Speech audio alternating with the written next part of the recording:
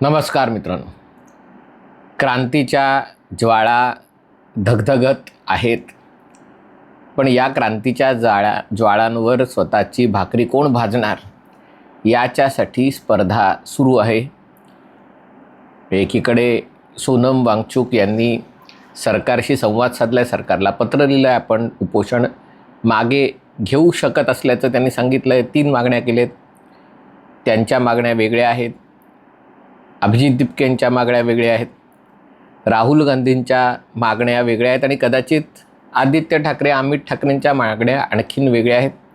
यांची कमी होती की काय आता या आंदोलनात मनोज जरांगे पाटीलही सहभागी झालेले आहेत.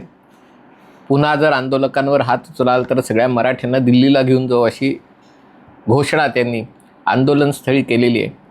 आणि त्यामुळे ही गोष्ट कळत नाही आहे की नेमकं या आंदोलनाचं पालकत्व कोणाचं आहे. जे आंदोलक विद्यार्थी आहेत, त्यांचे प्रतिनिधी आहेत, ते सांगतात की हे आंदोलन फेसलेस आहे, म्हणजे याला कुठलाही चेहरा नाही आहे, हे स्वयंभू आंदोलन आहे. विद्यार्थ्यांनी स्वतःहून त्यांना पेपरफुटीमुळे आलेल्या नैराश्यामुळे हे आंदोलनाचं शस्त्र उगारलेलं आहे. सोनम वांगचुक यांचं म्हणणं आहे की जो काही हिंसाचार वगैरे दिसला तो तसा नव्हता, आंदोलन शांतपणे पार पडलं.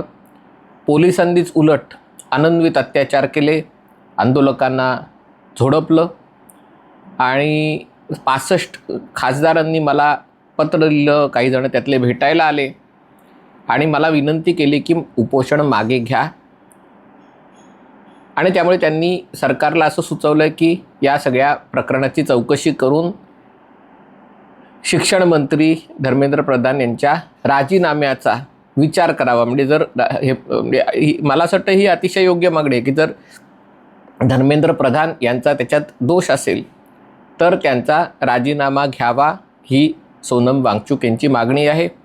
मी स्वतः काल परवा म्हणतोय की पेपरफुटीमध्ये नेमकं कोण जबाबदार आहे आणि तो जबाबदार व्यक्ती नेमका कोणाच्या अखत्यारीत येतो.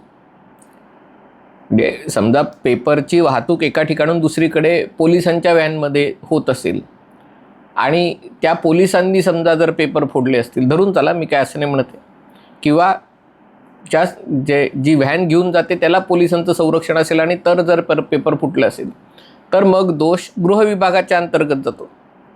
जर हे भाषांतर करणाऱ्या शिक्षकांनी, जे स्वतः वैद्यकीय विद्यापीठाचे शिक्षक आहेत, त्यांनी जर भाषांतर करताना त्यांना प्रश्न मिळाले आणि त्यांनी प्रश्न फोडले असतील तर ते जे विद्यापीठ आहे ते शिक्षण विभागाच्या अंतर्गत येत नाही, ते आरोग्य विभागाच्या अंतर्गत येतं.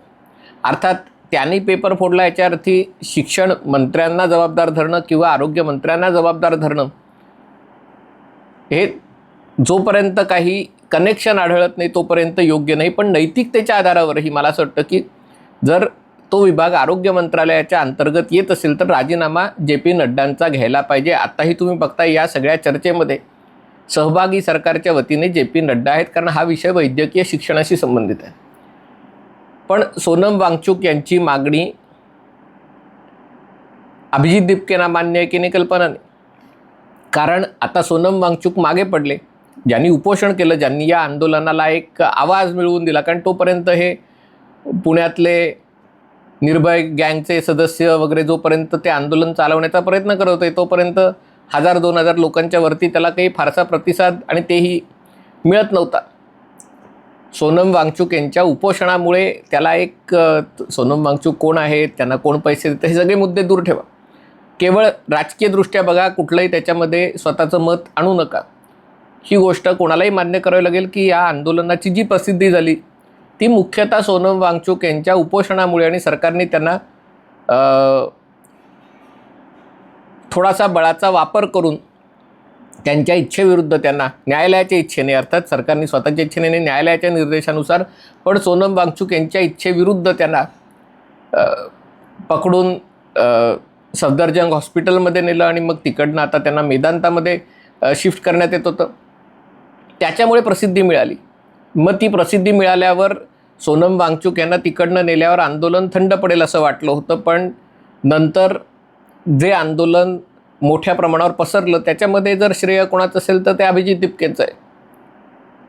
जी काही मंडळी तिथे आली होती त्यातली नीटची परीक्षा देणारं कदाचित 5% ही विद्यार्थी नव्हते. आंदोलनासाठी वेगळ्या कॅटेगरीतले विद्यार्थी लागतात.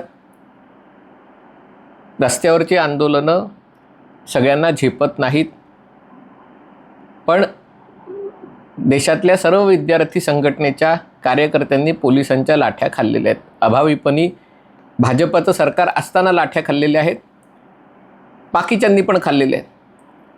मुद्दा असा आहे की अभिजित दिपकेंना यश मिळतंय हे दिसल्यावर त्याच्यामध्ये आम आदमी पार्टी, काँग्रेस, शिवसेना, उबाठा, शरद पवार त्यांच्या स्टाईलनी, म्हणजे इकडेही आहे तिकडेही आहे, मी मोदींनाही भेटतोय, मी अभिजित दिपकेंनाही भेटतोय, आणि मी काय करतोय तर विद्यार्थ्यांच्या मागण्या मी मोदींकडे घेऊन जातोय, असं शरद पवारांचं म्हणणं आहे. मोदींनी जे ट्विट केलं त्याच्यात अजिबात म्हणणं नाही की शरद पवारांची माझी विद्यार्थ्यांच्याबद्दल चर्चा आहे.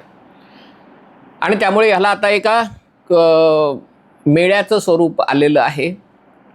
मुद्दा असा आहे की या आंदोलनातनं बाहेर काय पडणार. या आंदोलनातनं अभिजित दिपके नवीन अरविंद केजरीवाल म्हणून बाहेर येणार का या आंदोलनाचा फायदा क्षीण झालेल्या उबाठा, ममता, काँग्रेस अशा पक्षांना मिळणार का हे आंदोलन असंच चिघळत राहणार आणि देशामध्ये अराजक सदृश्य परिस्थिती निर्माण करण्याचा जो काही कट आहे, जो इच्छा तर बऱ्याच वर्षांपासून आहे, ती इच्छा पूर्ण होण्याच्या दृष्टीने 2 पावलं पुढे जाणार हे अजून स्पष्ट नाही आहे. पण जर सोनम वांगचुक यांच्या मागण्या सरकारने मान्य केल्या आणि त्यांनी उपोषण सोडलं तर मग अभिजित दिपके आणि काँग्रेस आणि इतर पक्ष, काँग्रेसची तर मागणी आणखीन वेगळीच आहे. त्यांची तर डायरेक्ट मोदींनी माफी मागायला हवी आणि बहुतेक मोदींचा राजीनामाही त्यांना हवा आहे. आणि त्यामुळे मुद्दा असा आहे की ज्या सोनम वांगचुक यांच्या उपोषणाने हे सुरू झालं त्या सोनम वांगचुक यांना या आंदोलनाच्या यशाचं जे काही यश मिळालं त्याचं श्रेय मिळणार का त्यांचे अण्णा हजारे होणार. म्हणजे अण्णा हजारेंचे अण्णा हजारे होण्याची प्रक्रिया काही महिने चालू होती आणि मग त्याच्यानंतर आम आदमी पार्टीचा जन्म झाला आणि मग ती प्रक्रिया पूर्ण झाली, अण्णांना अडगळीत टाकण्यात आलं. ही सगळी प्रक्रिया शॉर्ट सर्किटमध्ये सोनम वांगचुकच्या बाबतीत महिन्याभराच्या आत होणार का ही सगळी प्रक्रिया उत्तर प्रदेशच्या निवडणुकांपर्यंत होणार हे बघायचं आहे. पण या निमित्ताने देश किती दुभंगलेला आहे ते चित्र समोर आलेलं आहे. आणि देश दुभंगलेला असताना, वैचारिकदृष्ट्या दुभंगलेला असताना आपल्याला जे काही दावे केले जातात, प्रतिदावे केले जातात, आपल्या सोयीनुसार सगळ्या दाव्यांकडे बघायचं. मग किती विद्यार्थ्यांनी आत्महत्या केल्या, किती लोकांना मारहाण झाली, महिलांवर कसे अत्याचार झाले, मुलींवर कसे अत्याचार झाले, हे सगळं आंदोलक समर्थक हिरिरीने सांगतायत. आंदोलनाचे विरोधक आहेत, त्यांचं म्हणणं आहे की कशा प्रकारे या आंदोलन विद्यार्थ्यांनी, तथाकथित विद्यार्थ्यांनी पत्रकारांवर हल्ले केले. असा हल्ला राजदीप सरदेसाईवर वगैरे करता आला असता, असा हल्ला या मुंबई तकच्या किंवा TV9च्या किंवा यांच्यावर करता आला असता, पण त्यांना बैठकीला त्यांच्या मुख्यमंत्री जातात, सगळेजण त्यांच्याशी सुसंवाद साधतात. असं कधी महाराष्ट्रात वागत नाही पत्रकारांची. पण दिल्लीत ज्या प्रकारची वागणूक पत्रकारांची चालू आहे, त्या देव कोटक त्याचाही व्हिडिओ समोर आलेला आहे, टाइम्स नव्हते, त्याचे तर कपडे फाडले. आणि त्याच्यामुळे हे जे सगळं दिसतंय हे देशाला कुठे घेऊन जाणार आहे हा विचार करण्याचा प्रश्न आहे. पण आत्ता जे चित्र असं आहे त्याच्यामध्ये असं दिसतंय की सोनम वांगचुक यांचे अण्णा हजारे फार लवकर होणार आहेत. आता त्यांनी उपोषण सोडलं काय किंवा नाही सोडलं काय, सोनम वांगचुक यांची आता ना अभिजित दिपकेंना पर्वा आहे, ना काँग्रेसला पर्वा आहे, ना इतर पक्षांना पर्वा आहे, ना माध्यमांना पर्वा आहे. आणि त्यामुळे सोनम वांगचुक यांनी उपोषण सोडावं आणि जे काही त्याच्यातनं मिळतं आहे ते घ्यावं अशी माझी नम्र सूचना आहे. हा व्हिडिओ आपल्याला आवडला असेल तर कृपया लाईक करा, शेअर करा आणि चॅनल सबस्क्राईब करण्याची विनंती आहे. तुर्तास इथेच थांबतो. पाहत रहा MH48.